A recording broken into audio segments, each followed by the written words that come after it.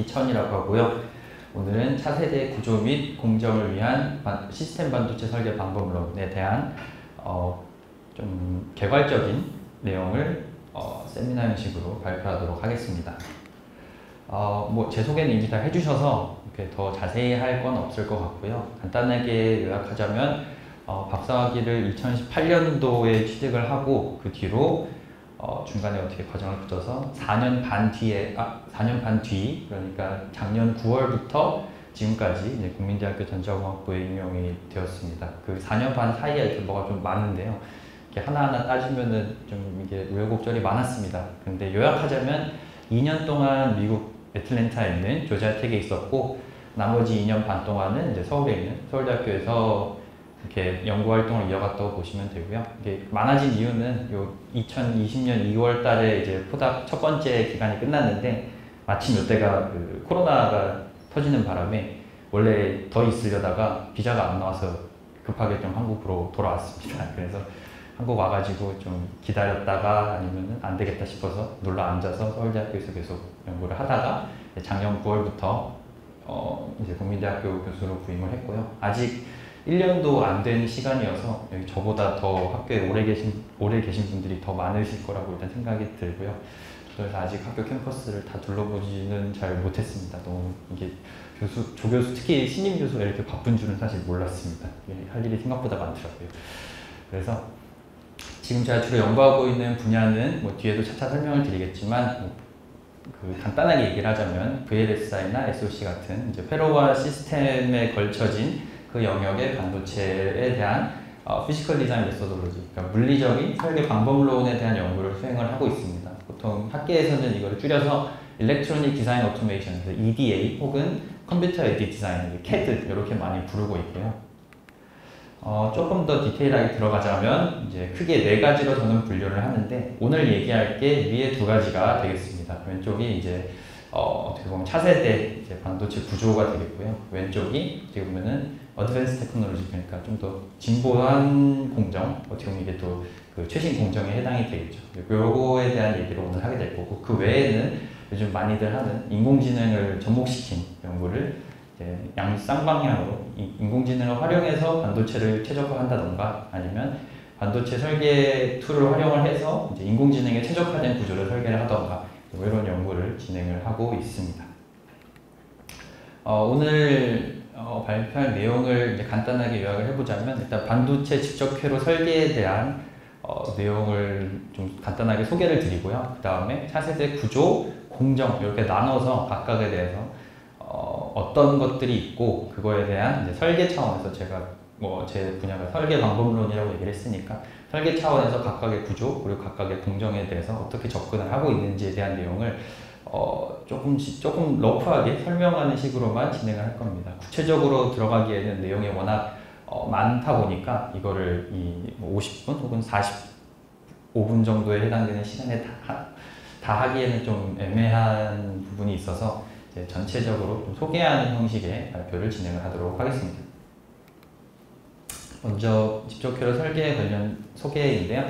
반도체 직접회로 이렇게 얘기를 하면 이게 직접회로라는 단어는 워낙 약간 학구적인 용어로 많은 분들이 생각하실 수 있는데 요즘 언론에 특히 많이 나오는 용어는 반도체라는 말은 특히 많이 나오고요. 보통 메모리 반도체 혹은 이 반대로 시스템 반도체라는 단어가 사실 제일 많이 나오고 있습니다. 제가 보기에는 그런데요. 메모리 반도체는 말 그대로 데이터를 저장하는 데 특화된 반도체고 여기 말하는 시스템 반도체는 비메모리라고도 부르는데 저장과 반대인 저장하는 데이터를 가져와서 연산을 하는 데 최적화된 반도체 혹은 반도체 회로라고 보시면 되겠습니다.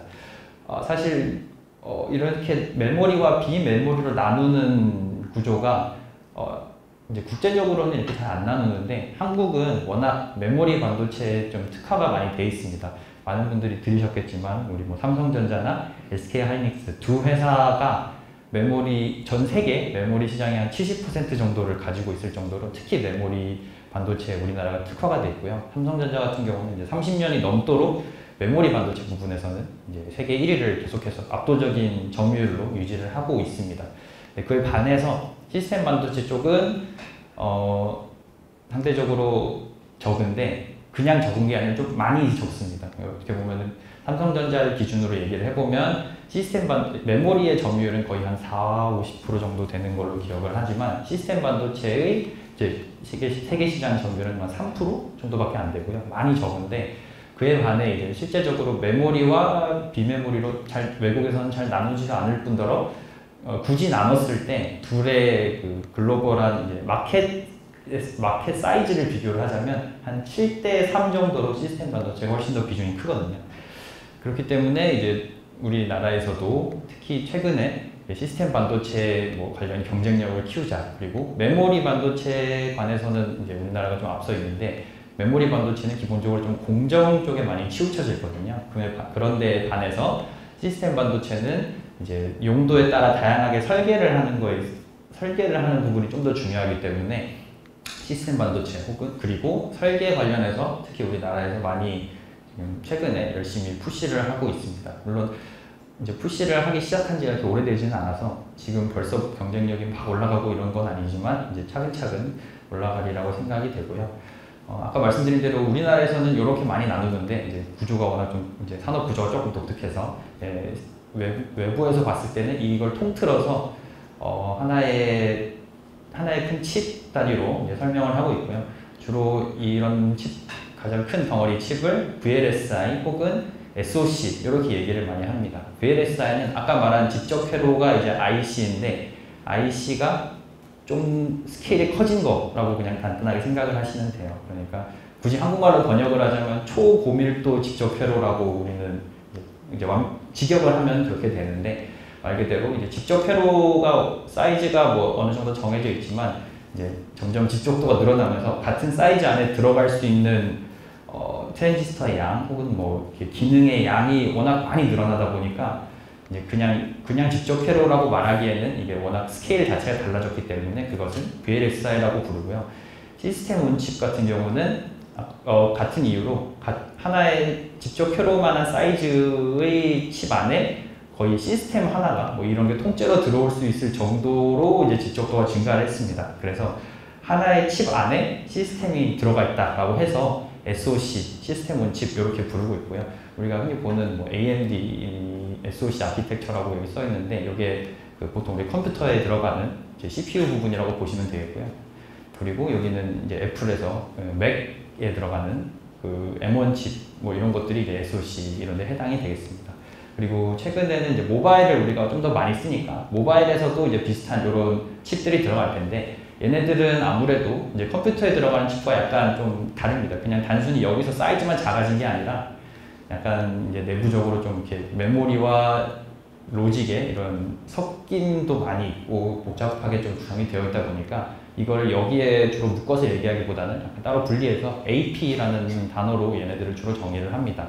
퀄컴에서의 스냅드래곤, 삼성의 엑시노스 혹은 애플에서 나오는 A16 바이오닉 칩 이런 거 이제 핸드폰 같은 거 좀 자주 보시는 분들은 이 스펙에 이제 이런 것들이 많이 나와 있는 거 보실 수 있겠는데 얘네들이 이제 모바일 AP에 해당이 된다고 생각을 하시면 되겠습니다.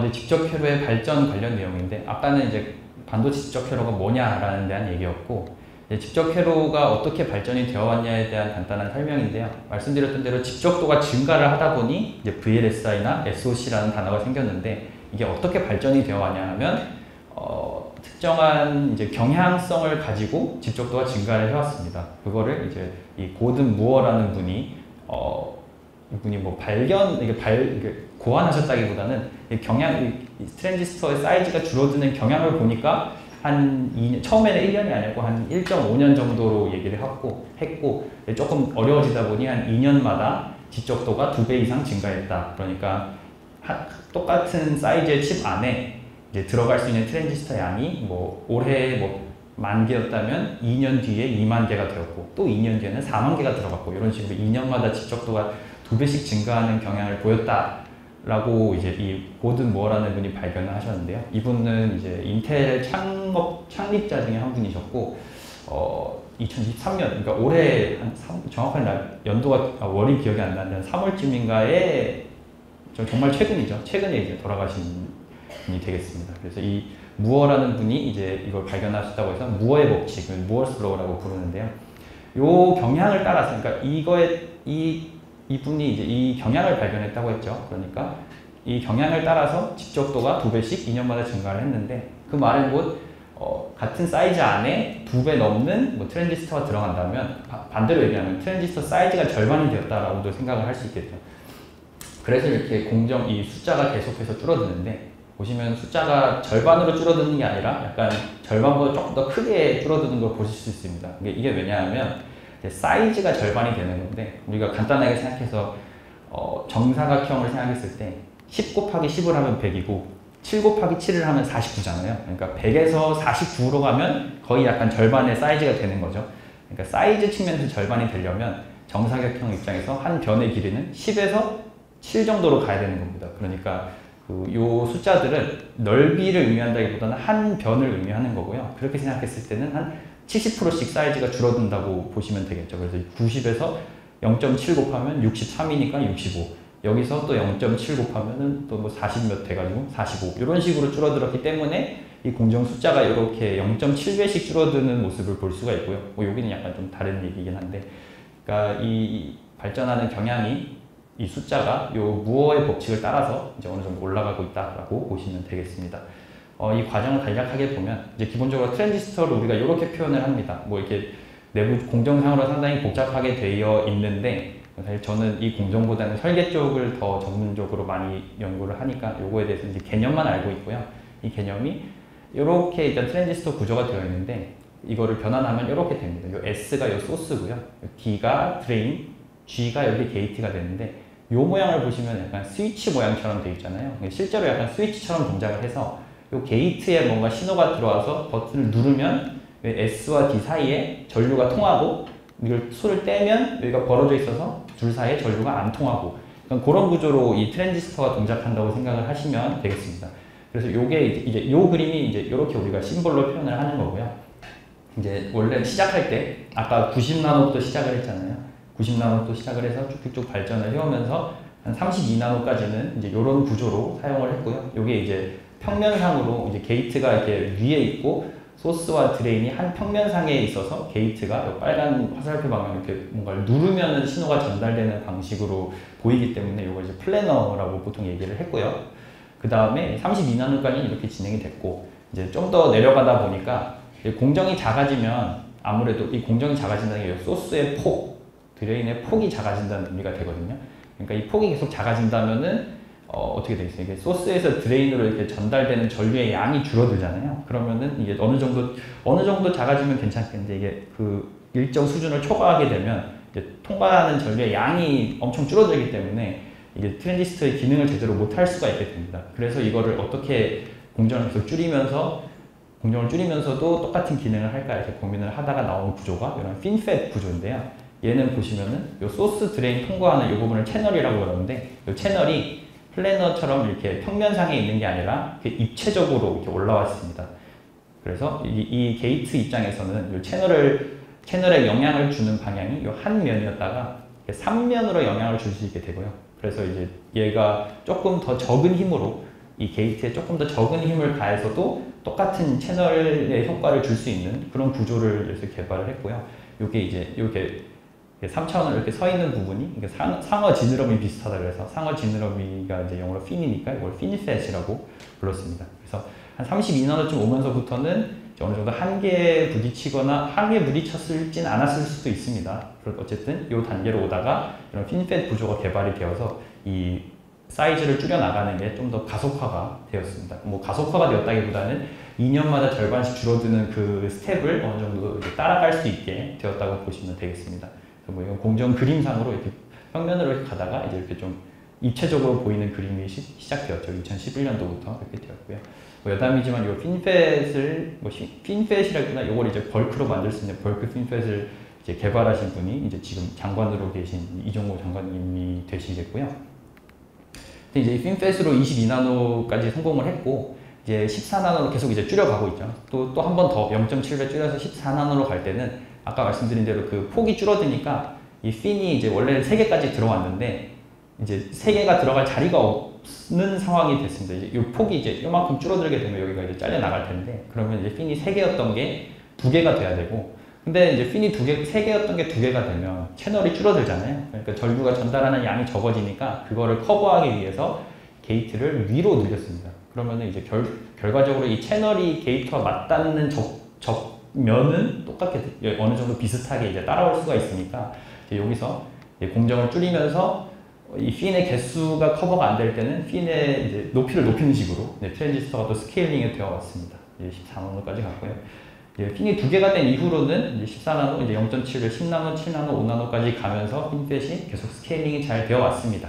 이 과정 중에 좀 특이한 점은 이제 우리 회로가 지금 이 트랜지스터로 만드는 게이트와 그리고 그 게이트 사이를 연결하는 와이어로 구성이 되어 있는데 이제 공정이 좀 컸을 때는 이 게이트를 통과하는, 그러니까 게이트가 뭐 예를 들어 이런 게이트가 있으면 이 입력에서 출력까지 통과하는 이 시간이 이 와이어 시간, 이 출력에서 다음 게이트의 입력으로 가는 이 시간에 비해 압도적으로 컸습니다.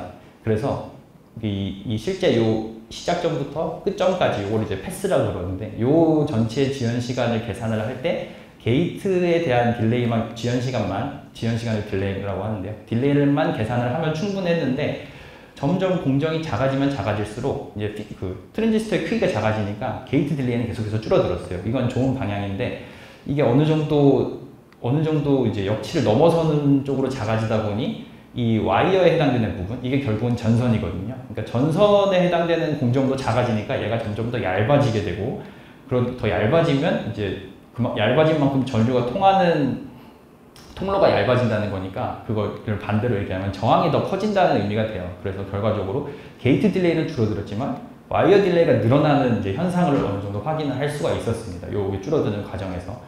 그래서 이제 이게 지금 노드가 14에서 5로 가면서 게이트 딜레이와 와이어 딜레이의 이제 비율을 보는 건데 전체 딜레이 비중은 계속 줄어들고 있어요. 그거는 이제 공정이 줄어들면서 그거는 뭐 바람직한 현상인데 가면 갈수록 와이어 딜레이의 비중이 커지는 것을 볼 수가 있습니다. 그러니까 게이트 딜레이는 확 줄어들었는데 공정이 작아질수록 와이어 딜레이는 뭐 거의 변화가 없거나 오히려 조금 더 늘어나거나 뭐 그런 현상을 볼 수가 있어요. 얘가 이제 그대로인 이유는 저항은 늘어나서 이제 더 느려지지만 공정이 작아지면 칩 자체가 작아지기 때문에 길이는 또 짧아집니다. 그러니까 단위 저항은 커지고 커져서 느려지지만 길이가 짧아져서 더 빨리 가는 측면이 있어서 이 둘이 상쇄되면 거의 그대로가 되고요.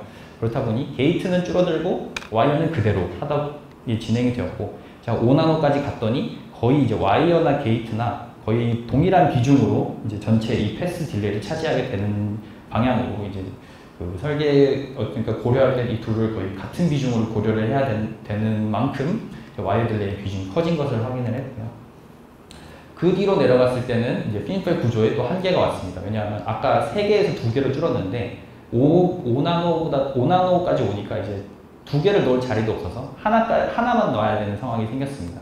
그렇다 보니 이제 핀펠 구조도 5보다 더 줄어들어야 되거든요. 그러니까 무어 법칙을 따르면서 우리가 설계를 하려면, 그러니까 공정을 만들려면 2년 뒤에 또 이제 70% 작아져야 되는데 이제 5나노보다 더 줄이는 뭐 4나노, 3나노로 가기에는 여기서 한계에 부딪힌 거죠. 그래서 요거를 위해서 집적도를 높이기 위한 다양한 이제 발상의 전환이 각 회사별로 이렇게 다양한 구조가 지금 제시가 되고 있고요. 이게 일종의 로드맵 같은 건데 회사별로 다 이렇게 다양하게 하고 있고, 요거는 이제 뒤에 또 설명을 드리도록 하겠습니다. 그 다음에 이제 설계 과정을 간단하게 보면요. 요거는 뭐 자세한 내용을 생략을 하고요. 제가 주로 연구하는 부분은 요 물리적 설계 부분이라고 생각을 하시면 됩니다.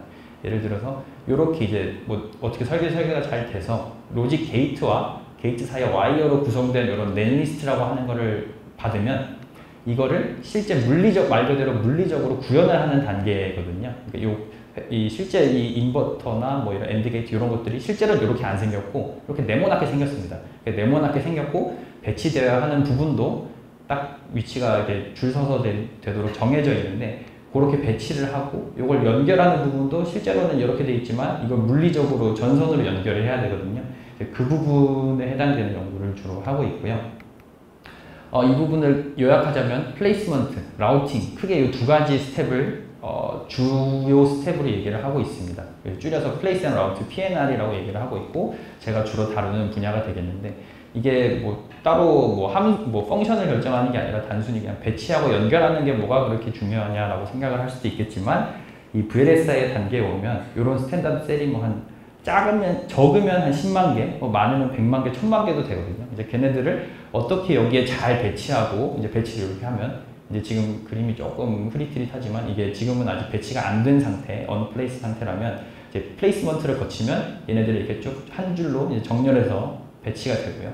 이 배치된 사이를 와이어로 연결을 하면 최종적으로 이 아까 그 구현하고자 하는 회로가 이제 실제로 이렇게 레이아웃 모양으로 나오게 되는데 요 단계가 이제 워낙 이제 규모가 크고, 그러니까 규모가 사이즈가 크다기보다는 안에 들어있는 셀과 연결해야 될 게이트와 와이어가 많다 보니까 이거를 잘 만드는 것이 어떻게 보면 상당히 중요한 이슈가 되어 있습니다.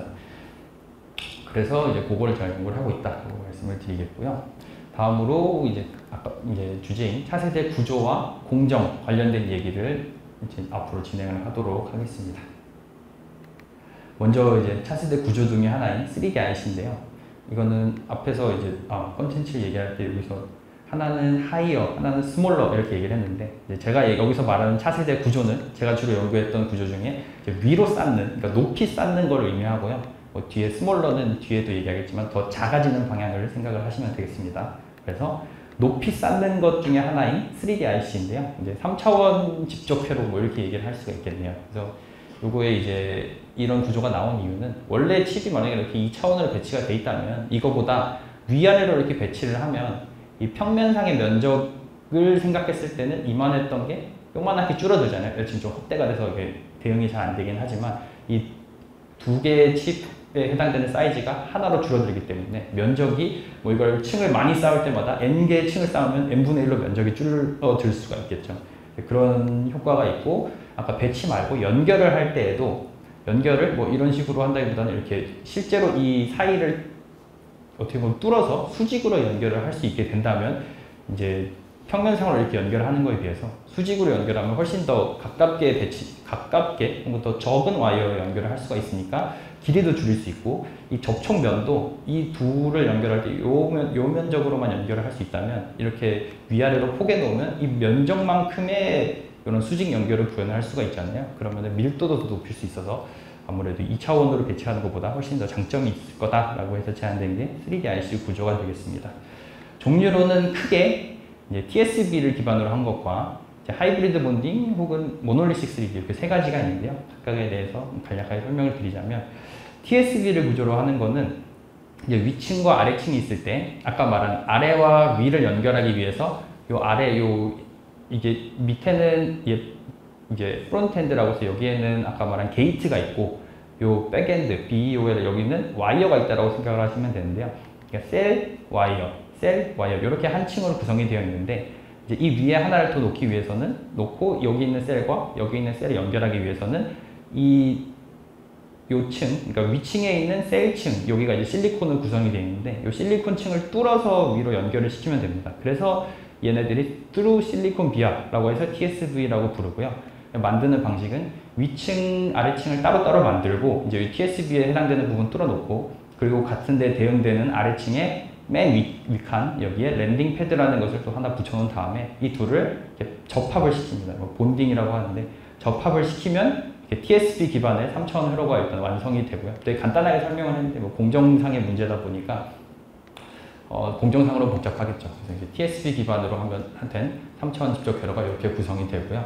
근데 이 TSV 같은 경우는 이 피치라는 게 TSV 간의 간격을 의미한다고 보시면 돼요. 그러니까 이 중간 지점에서 이 중간 지점까지의 최소 거리가 피치인데요. 그러니까 이 둘은 중간 지점 기준으로 최소한 10마이크로미터 정도는 떨어져 있어야 됩니다. 그러니까 이게 다른 것들과 비교하면 상대적으로 큰 값인데 이게 왜 크냐 하면 이 TSV는 워낙 애초에 자기 자체도 크기 때문에 이 주변에 킵아웃 존이라고 해서 주변에 뭔가 다른 뭐 로직 게이트가 배치가 되면 안 되거든요. 이제 그런 것들도 있어서 TSV를 활용을 하는 경우에는 둘 사이 간격이 좀 많이 멀어져야 됩니다. 그런 단점이 있어서 얘를 좀 복잡한 회로를 사용할 때는 이 TSV가 너무나 많은 공간을 잡아먹기 때문에 잘 사용하지 않고 좀 더 단순한 메모리 적층 구조에 특히 많이 사용이 되는 것을 볼 수가 있고요. 실제로 지금도 많이 사용이 되고 있습니다. 다음으로 나오는 거는 하이브리드 본딩인데 얘는 다른 건 똑같고요. 대신 위층과 아래층을 접합을 할 때 위층을 뒤집어서 붙입니다.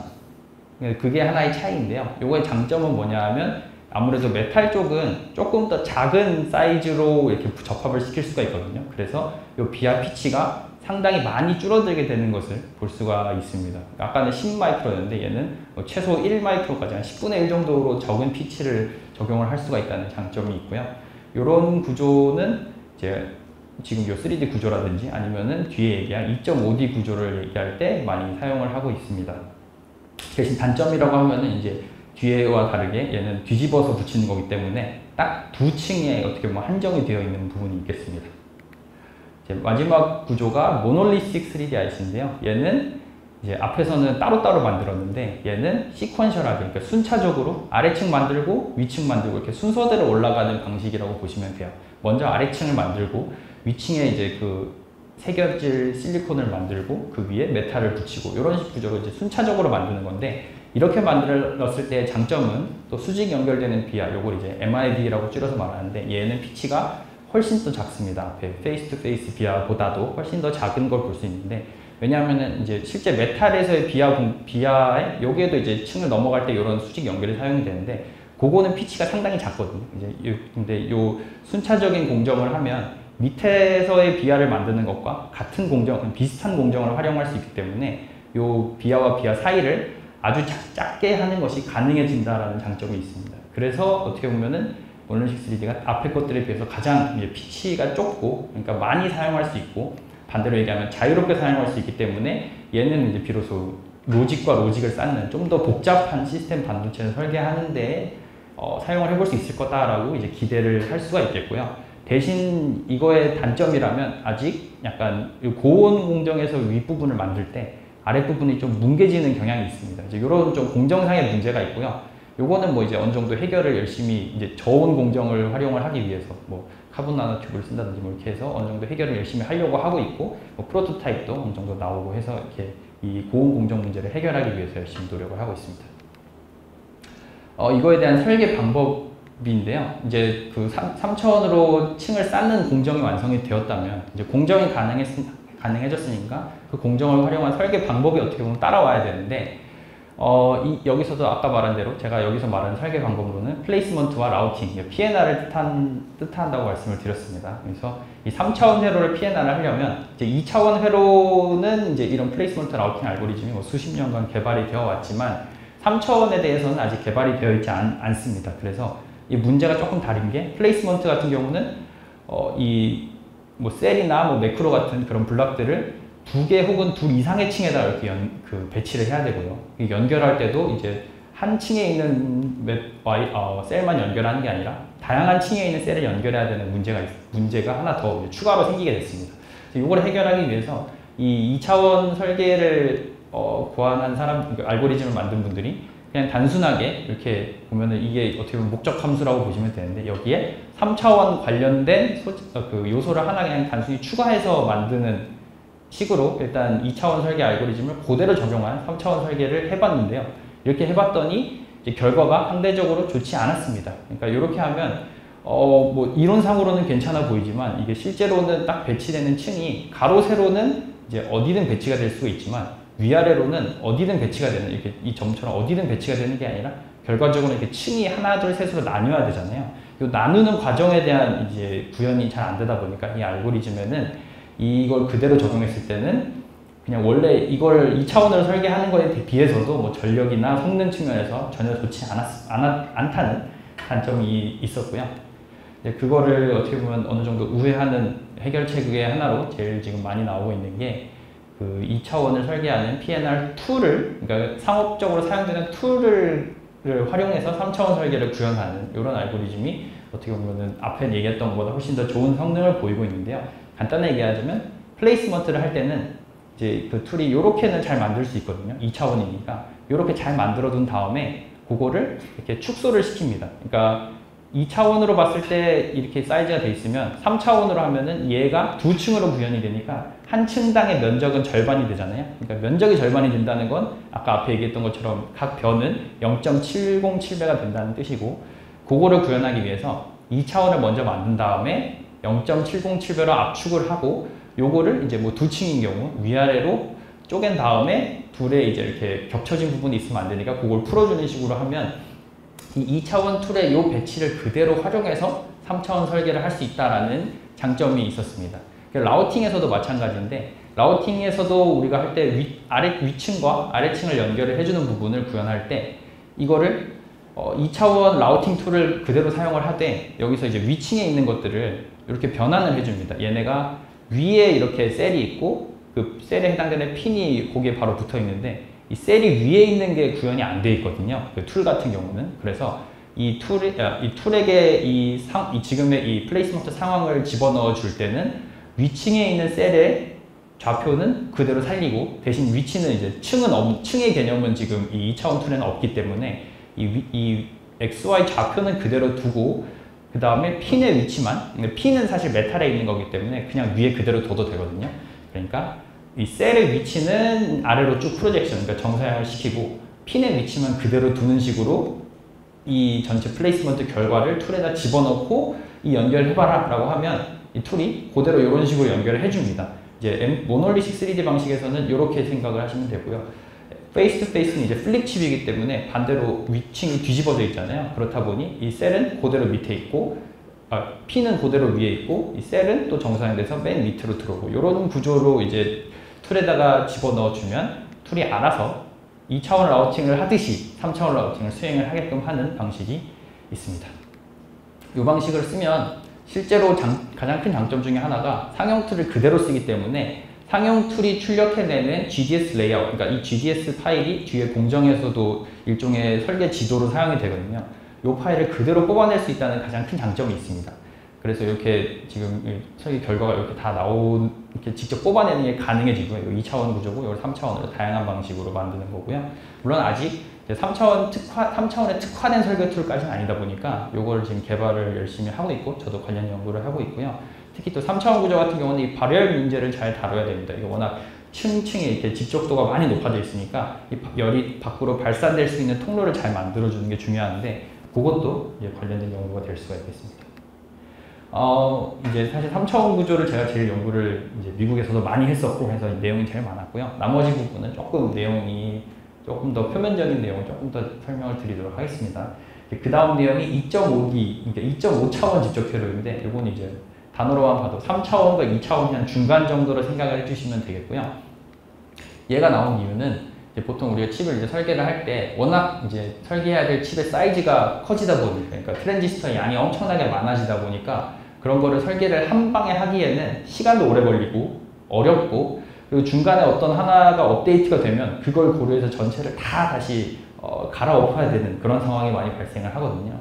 근데 그런 문제가 있으니까 이게 어떻게 보면 실용적으로 봤을 때 상당히 어려움이 따랐습니다. 기업들 입장에서는. 그래서 그걸 해결하기 위해서 이제 특정 블락들, 그러니까 계속해서 다른 칩에도 그러니까 다수 여러 번 쓰이는 그런 IP 블락을 개별적으로 따로 만든 다음에 이렇게 레고 블락으로 뭉치듯이 이렇게 인터그레이션 하는, 그러니까 집적을 시키는 이런 방식의 실제로 레고 블락 만들듯이 이 칩을 설계하면 어떨까라는 접근에서 나온 게 이 2.5D 구조가 되고요. 이렇게 하면 당연히 설계 시간도 각각을 따로 하는 거는 어렵지 않으니까 따로 하고 합치기 때문에 설계 시간 줄어들고, 얘를 재사용할 수 있고, 뭐 업데이트가 필요하면 그 해당되는 블락만 떼서 업데이트된 거 붙이고 하면 되니까 훨씬 더 실용적인 방식이 될 수가 있겠고요. 이런 방식을 헤테로지니어스라고 부릅니다. 뭐 이게 엄밀히 따지면 꼭 이런 것뿐만이 아니라 각각을 이제 다른 설계 환경에서 이제 가장 최적화되게 설계를 해서 서로 다른 환경에서 만들어진 블락을 한 덩어리로 붙일 수 있는 뭐 이런 걸 이제 헤테로지니어스라고 하는데,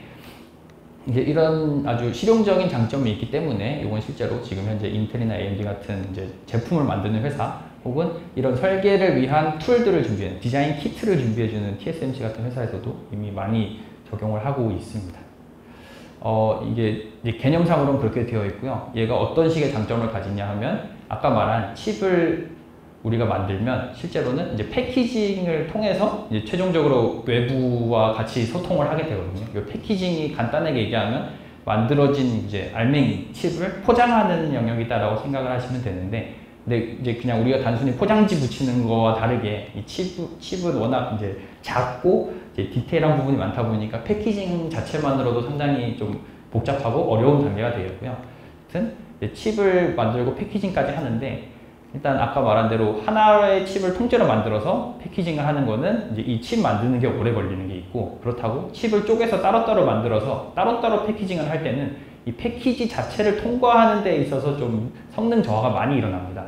그래서 요 둘이 각각 이제 장단점이 있는데, 이 둘의 단점을 보완하고 장점만을 취하기 위해서 나온 구조가 이제 이렇게 되어 있는데요. 요거는 어떻게 되냐면 칩은 따로 설계를 하되 패키지는 하나만 하는 겁니다. 이걸 가능하게 하는 게 이 칩 간에 연결하는 게 이 패키지를 나와서 보드상에서 연결하는 게 아니라 패키지 안에 있는 하나의 뭐 실리콘이나 뭐 다른 물질로 만든 인터포저를 통해서 칩과 칩 사이 연결을 구현하는 방식이 되겠습니다. 이런 구조가 2.5D가 되겠고요. 그러니까 이 2.5D라는 값은 이제 이 2D와 3D의 사이라고 해서 나왔지만, 얘가 실제로 나온 이유는 패키징을 하나로 하고 싶다. 여러 칩의 패키지를 하나로 만들고 싶다라는 아이디어에서 나온 거고요. 이게 2.5D라고 불리는 이유는 칩과 칩과는 지금 층이 똑같죠. 층이 똑같은 칩과 칩 간의 연결이 있고, 그러니까 평면상의 연결이 있고, 그리고 이 밑에 있는 인터포저와 연결될 때는 수직으로 연결이 되니까 이 평면과 수직 연결이 고루고루 구성이 되어 있다라고 해서 2.5D라고 이제 이름을 붙이게 됐습니다. 얘는 뭐 다양한 이제 설계 방식들 중에 설계 관련된 이제 매트릭, 그러니까 지표들 중에서 설계 시간도 이 둘의 사이, 그러니까 이 하나로 만드는 것과 여러 패키지로 만드는 거 이제 사이인데, 어떻게 보면 좋은 쪽에 좀 더 가깝게끔 이 2.5D의 이제 인터그레이션 방식이 이제 포지셔닝을 하고 있다라고 볼 수가 있겠습니다. 설계 시간, 성능, 크기, 그리고 헤테로지니티, 이제 다양한 걸 합칠 수 있는 그런 것들이 다 좋은 쪽에 가까운 식으로 만들어질 수가 있겠고요. 요거는 크게 두 가지로 나뉘는데, 요거는 간단합니다. 인터포저 안에, 인터포저도 마찬가지로 게이트 있는 곳, 메탈 있는 곳, 이렇게 구분이 될 수가 있는데요. 게이트 없이 메탈만 있으면, 그 메탈 중에서 RC만 있으면 패시브 인터포저라고 하고요. 말 그대로 연결만 구현해주는 부분이라는 의미이고, 여기에도 셀이 조금이라도 있으면 액티브 인터포저라고 부릅니다. 이 셀들이 어떤 능동 소자라고 보통 얘기를 해서, 이렇게 셀이 있으면 액티브, 셀이 없으면 패시브, 이렇게 나뉠 수가 있고요. 액티브가 당연히 그러면 뭔가 들어있으니까 좋아 보일 수는 있는데, 이렇게 하면 이제 효율은 높아지지만 이거 자체가 어떻게 보면 하나의 칩이 되다 보니 얘를 설계할 때 오류가 날 수가 있습니다. 그러니까 수율에 문제가 생길 수가 있어요. 그러니까 100개를 만들면, 얘는 100개 만들면 100개가 웬만하면 다 성공인데, 요거는 100개 만들면 한 5개 정도는 불량품이 생길 수도 있는 뭐 그런 문제가 돼 있고, 그 문제가 실제 산업에서는 상당히 중요한 부분을 차지하거든요. 그래서 그게 큰 문제가 되는데, 요거를 만족하기 위해서는 이 셀을 넣더라도 아주 적게, 전체 면적의 한 5%도 안 되는 정도로만 넣어서 그런 이 100개 중에 고장나는 그 비율을 최소화시키는 걸 추가를 좀 해야 됩니다. 그래서 설계 방법인데요. 각각에 대해서 나뉘는데, 먼저 패시브 인터포저를 활용할 때는 간단하게 말해서 이제 각 칩들, 이 칩들을 칩렛이라고 부르는데, 요것들은 디지털 레벨로 설계를 하고요. 요 칩렛이 붙는 인터포저 요 부분은 이제 내부에 이런 그 액티브 소자가 없다 보니 그냥 아날로그 레벨로만 이제 와이어 연결이 되거든요. 그래서 요 두 개가 디지털과 아날로그가 공존해서 설계가 돼야 됩니다. 간단하게 보면은 이런 구조가 있으면 각 블락이 혹은 각 칩렛이 어디에 올라가야 되는지를 정하고, 거기에 맞춰서 각 칩렛들을 이제 2차원 설계 툴로 설계를 하고, 그 설계된 걸 올려놓은 다음에 이 핀과 핀을 인터포저 상에서 연결하는 이 순서로 이루어진다고 보시면 되겠고요. 뭐 이걸 검증할 때는 아날로그 툴을 통해서 뭐 이렇게 이 사이즈가 클수록 좋다, 그리고 이 숫자가 클수록 좋다, 이렇게 검증을 하는 방법이 이제 아날로그 레벨에서 검증이 돼야 되고요. 액티브 2.5D 같은 경우는 검증도 디지털로 이루어집니다. 왜냐하면 그 밑에 있는 인터포저 자체가, 인터포저에도 이렇게 지금 게이트들이 포함이 되어 있거든요. 다른 부분은 같지만, 그렇기 때문에 얘도 하나의 칩으로 생각을 해서 설계도 하고 검증도 하기 때문에 얘에 대한 검증 또한 이제 디지털 툴을 활용해서 이렇게 검증이 된다라는 차이점이 있고요. 실제로 이 사이즈도 아까 패시브에 비해서 같은 걸 설계할 때도 일부 칩렛이 안으로 들어가니까 좀 더 작게 만들 수가 있겠죠. 그런 장점이 있겠습니다. 지금까지 차세대 구조에 대한 얘기를 했고요. 이제 공정에 대한 얘기를 해보겠습니다. 이제 공정 부분은 좀 더 작게 만드는, 그러니까 지금 작게 만드는 거에 한계가 오고 있다고 해서 작게 안 만들 수는 없으니까요. 작게 만드는 부분에 대해서 설명을 간단히 드리고 마치도록 하겠습니다. 먼저 얘기하는 게 서브 마이크론인데, 말 그대로 이 마이크론이 10의 마이너스 6승이거든요. 그러니까 서브 마이크론이라면 10의 마이너스 6승보다 더 작아지는 단위. 그러니까 마이크론 혹은 마이크로미터보다 한 단계 더 작은 게 나노미터 10의 마이너스 9승이잖아요. 그래서 이 공정이 사실 우리가 90나노부터 아까 봤는데 계속 줄어드는 그 공정들이 어떻게 보면 다 이제 सब마이크론이라고 또 볼 수 있는데, 주로 우리가 얘기하는 이 सब마이크론이라고 하면 14나노보다 더 작아지는 요 단계를 의미한다고 보시면 되겠습니다. 여기 공정 단위가 계속해서 작아지고 있는데, 이러면은 이제 공정이 작아지면서 원래 공정이 컸을 때는 생각하지 않아도 되었을 문제들이 계속해서 튀어나오게 되고요. 그거를 바탕으로 이것도 해결을 해야 되고, 또 공정이 달라지니까 이 설계하는 방식도 어떻게 보면 달라지게 됩니다. 그래서 이 새롭게 추가되는 설계 조건들, 그리고 새롭게 추가되는 설계 방법들, 이런 것들이 다 이제 추가로 계속해서 설계를 연구하는 쪽에서 공급을 해줘야 된다라는 공급을 해줘야 된다라는 어떻게 보면 이제 미션이 있게 되고요. 뭐 간단한 예시로 이렇게 피치 디퍼런스라는 걸 여기다 내놨는데, 이제 원래는 이렇게 셀이 이렇게 있으면 이제 검은색 줄을 단위로 이제 셀이 위치가 바뀌고요. 그 위에 빨간색 줄을 단위로 이렇게 핀에 연결을 하거든요.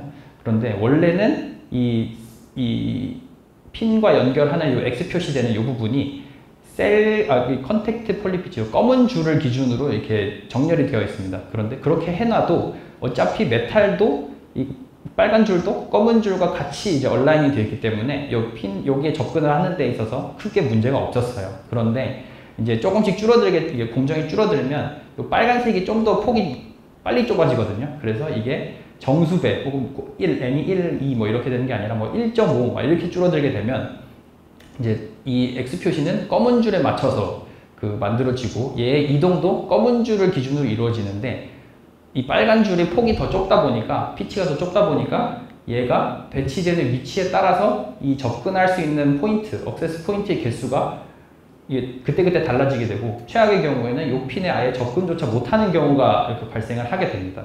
그러니까 이런 거를 원래는 신경을 안 썼는데 공정이 작아지면서 이런 현상이 생기는 거고요. 이 검은 줄 피치보다 빨간 줄 피치가 더 빨리 줄어드는 경향이 있어서 그런 것이고, 이런 걸 이제 고려를 해줘야 된다라는 게 이제 새로운 미션이 되겠습니다. 그 조건들에 간단하게 두 가지를 가져왔는데요. 하나는 ND라고 하는데, 얘는 이제 트랜지스터가 이 폭이 다양하거든요. 트랜지스터의 뭐 용도에 맞게 폭이 다양하게 구성이 되어 있는데, 얘네가 결국은 한 줄로 쭉 이렇게 붙어야 됩니다. 이게 붙어야 되면 이렇게 폭의 차이가 있으면 얘네가 이제 가장 이상적으로는 이렇게 딱딱딱 끊어져서 이렇게 배치가 돼야 되는데, 현실에는 그게 어렵습니다. 그래서 이렇게 좀 비스듬하게 이렇게 둘이 붙게 되는데, 이렇게 비스듬하게 붙는 부분이 최종적으로 가서 이렇게 이 파란 영역에 남게 되면 요게 이 핀의 성능을 저하시키는 문제점이 발생해요. 여기 이제 핀이 원래는 여기서 끊어져야 되는데 이 부분이 더 있어서 좀 더 삐져나오게 되고, 뭐 그런 약간의 차이가 생기게 되는데, 그 약간의 차이가 공정이 컸을 때는 신경을 안 써도 되었지만 공정이 작아지면서 문제가 생기게 되었다는 거죠. 이제 그런 거를 핀 디스토션이라 그러고, 그러니까 이제 셀과 셀이 붙을 때, 인터셀로 이렇게 뭐 붙을 때 요 셀 사이사이에 이런 ND 효과를 없애주는 게 필요하게 됩니다. 그래서 요거는 이제 각각의 셀을 만들 때는 셀을 만드는 과정에서 고려를 하면 되지만, 셀과 셀 사이를 고려할 때는 이거를 이제 설계하는 차원에서 그 문제를 없애줘야 되는 게 있는데요. 예를 들어 뭐 이런 두 가지 A셀, B셀이 붙을 때 한 셀에 이제 트랜지스터가 두 개가 있죠. 뭐 여기는 알아서 어떻게 처리가 되었다 치고, 이제 셀과 셀 사이의 이런 문제는 이제 이 설계할 때, 칩 설계하는 단계에서 이걸 해결해 줘야 되는데, 가장 간단하게는 아무 기능을 하지 않는 필러셀이라는 걸 추가해서 스텝을 맞추면 됩니다. 뭐 요 둘은 어차피 기능이 없기 때문에 이렇게 틀어져도 상관이 없거든요. 어차피 핀에서 전류가 안 통하기 때문에. 그러니까 그런 아무 기능 없는 필러셀을 추가해서 이렇게 맞추는 방법이 있는데, 이러면 이제 공간이 추가가 되니까 공간이 뭔가가 낭비가 되는 측면이 있는데, 좀 더 똑똑하게 생각해서 이 B를 좌우 반전을 시키면 이런 추가되는 소자 없이, 그러니까 에어리어의 낭비 없이 이런 문제도 해결하고, 이 B는 뭐 이렇게 돼 있건 이렇게 돼 있건 기능 자체는 똑같기 때문에 이렇게 조금 더 설계를 똑똑하게 하면 이런 추가되는 오버헤드 없이 구현을 할 수가 있게 되고요. 이제 이런 거를 제가 이제 주로 연구를 하고 있습니다. 또 하나의 예시는 미니멈 임플란트 에어리어라는 건데요. 요거는 뭐 간단하게 얘기해서 이제 이런 셀들이 이제 VT, threshold 볼티지라고 하는데, 제가 한국말로 뭔지 기억을 까먹었네요. threshold 볼티지가 다양합니다. 다양하게 설계가 돼서, 뭐 로우면은 좀 더 빠르지만 그러니까 파워를 많이 먹는 거, 이제 파란색, 그러니까 하이면은 느리지만 파워는 적게 먹는, 뭐 이렇게 VT를 다양하게 해서 설계를 하는데, 요게 뭐 원래는 별 고민 없이 그냥 그때그때 하면 됐지만 이제 공정이 작아지면 작아질수록 이렇게 하나의 VT가 차지하는 영역이 특정 사이즈 이상이 되어야 한다는 새로운 조건이 추가가 됐습니다. 공정이 작아지면서 요만한 영역의 각 VT마다 이렇게 밑에서 공정상에서 영역을 만들어줘야 되는데 요만한 작은 공정을 이제 더 이상 만들 수 없게 되는 문제가 생겼습니다. 이제 공정이 작아지면서 그런 일이 있을 수가 있을 텐데요. 그걸 이제 미니멈 임플란트 에어리아라고 해서 MIA라고 하고요. 이것도 마찬가지로 옆에 다른 셀이 붙거나 같은 LVT를 갖는 셀을 붙이거나 혹은 요거를 약간 이동시켜서 둘을 맞추거나 하는 식으로 설계 단계에서 문제를 해결할 수가 있습니다. 그래서 여기 인터로 요 문제를 요거를 바꾸면서 해결을 하고요. 예를 들어서 여기도 해결을 하면서 지금 요 C2에 생기는 문제를 이 C1을 바꾸면서 해결을 하고 거기에 더해서 이게 바뀌면은 타이밍적으로 뭔가가 안 좋아지는 부분이 있는데 그 부분을 최소화하면서 다양하게 VT를 할당을 하면서 이 문제를 또 조금 똑똑하게 해결을 하는 방안이 또 연구가 되어야 되고 현재 연구를 진행 중에 있습니다. 다음으로 이제 새롭게 생긴 테크닉을 볼 수가 있는데요. 테크닉은 이제 간단하게 이제 시간이 조금 많이 없으니까 짧게 얘기를 하면요. 하나는 베리드 파워 레일이라고 해서 요 파워가 전달되는 영역을 밑에다가 집어넣습니다. 그러면은 이 위쪽 영역이 좀 더 자유로워지기 때문에 나중에 칩 레벨에서 라우팅을 할 때 사용을 할 수가 있고요. 요건 이제 셀에 해당이 되고 그래서 좀 더 자유도를 높일 수가 있고 요 VDD, VSS에 해당되는 부분이 이제 요건데 요게 이제 사라지는 거니까 사이즈를 조금 더 줄일 수 있는 또 장점이 있게 되고요. 그 다음으로는 컨택트 오브 액티브 게이트라고 해서 셀을 만들 때 요 특정 요 빨간 점과 연결할 때는 반드시 요 빈 곳, 회색이 아닌 중간 부분을 거쳐야 된다는 문제가 있었는데 이제 이런 식의 공정 해결을 통해서 중간이 아니라 요 위쪽에서도 요 빨간 선과 이 위에 파란 선, 메탈, 이 빨간 선이 밑에 있고 파란 선이 위에 있거든요. 그걸 연결을 이 위에서도 할 수 있게끔 해주는 겁니다. 그러면 요만큼의 공간이 절약이 되겠죠. 요게 작아 보이지만 결국 요게 하나의 셀이고 요 셀이 뭐 수만 개가 있으면 그 수만 개만큼의 요 공간이 절약이 되기 때문에 사용을 하면 더 칩의 라우팅까지 개선을 할 수가 있고요. 뭐 셀의 난이도도 뭐 이 옵션이 다양해지니까 셀의 설계도 훨씬 쉬워지는 조건들이 되겠습니다. 마지막으로 이제 트랜지스터의 구조 변화인데요. 처음에 얘기했던 대로 핀셋이 5나노미터로 밑으로 내려가면 효율이 줄어들어서 이걸 이제 또 새로운 아까 플래너에서 핀셋 나왔던 것처럼 새로운 구조를 이제 찾아내야 되는데 첫 번째로 지금 이제 막 쓰이려고 하는 구조가 나노시트 혹은 뭐 게이트 올러라고 우리 GAA라고 줄여서 말하는데 많은 분들이 보신 분들 좀 있으실 거예요. 그래서 아까 핀셋을 얘기할 때 플래너의 대비 장점이 3면으로 이제 이 채널을 커버할 수 있다는 통제할 수 있는 건데 얘는 3면이 아니라 4면으로 제어를 할 수가 있게 됩니다. 그래서 효율이 좀 더 올라가고요.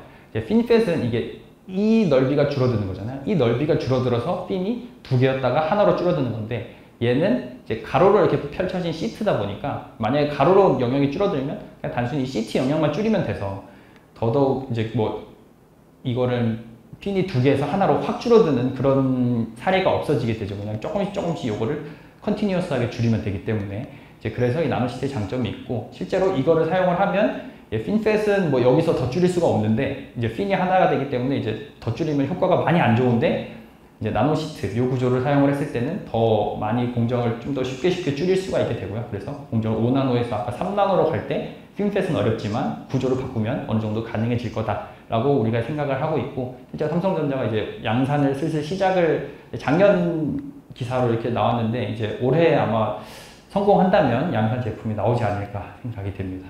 그리고 마지막으로 요 컴플리멘터리 구조를 트랜지스터를 사용을 해요. 보통 이걸 쓸 때 하나로만 쓰지 않고 NMOS, PMOS 이렇게 이게 하나의 모스펫이면 이걸 둘로 나눈다기보다는 이걸 꼭 2개로 해서 한 쌍으로 사용을 하거든요. 이 트랜지스터 구조 자체가. 근데 이거를 하나로 봤을 때 계속 열심히 줄였는데 이거를 쌍으로 생각하면 줄여줄 수 있는 요소가 더 많습니다. 요거는 이제 하나를 예시는 포크시트라고 해서 이게 쌍으로 돼 있으면 요게 이렇게 좌우로 2개가 있는데 그 둘 사이 간격을 더 좁히면서 사이에다가 이제 절연체를 집어넣는 거예요. 그렇게 하면 얘가 어차피 하나가 아니라 둘로 동작하니까 이걸 둘의 기준으로 생각했을 때 이 둘 사이 간격을 좁히면서 이 전체 사이즈를 또 줄일 수가 있는 거고요. 그 다음에 마지막으로 제한되는 거는 더 나아가서 얘네를 좌우로 하지 말고 위아래로 아까 3D 알 쌓는 것 마냥 위아래로 쌓는 컴플리멘터리 팻, C팻 구조를 활용을 하면 완전히 아예 여기보다도 사이즈가 더 절반으로 감소를 시키겠죠. 이렇게 이게 지금 NP가 PN 이렇게 돼 있다고 생각을 하시면 여기가 윗부분이 이렇게 포개져서 이렇게 이 높이가 절반이 되는 효과를 또 볼 수가 있게 됩니다. 실제 여기서 봐도 이 폭이 나노시트는 이랬다가 포크시트 좀 더 줄어들고 C팻에서는 더 많이 줄어드는 걸 확인할 수가 있죠. 물론 그런데 지금 얘기한 이 둘은 아직 상용화가 되기에는 조금 시간이 필요할 겁니다. 이 나노시트도 사실 올해 이제 나온다고 얘기를 하지만 실제로 이 구조가 제안된 건 한 6년 전이거든요. 6년 전에 구조가 제안이 되고 이제 다양한 검증을 통해서 이게 실제로 공정으로 해서 칩에 나올 수 있겠다라고 해서 이제 나오고 있는 건데 이 둘은 이제 제안된 지 얼마 안 됐다 보니까 앞으로 언제 나올지는 조금 더 기다려 봐야 될 것 같습니다.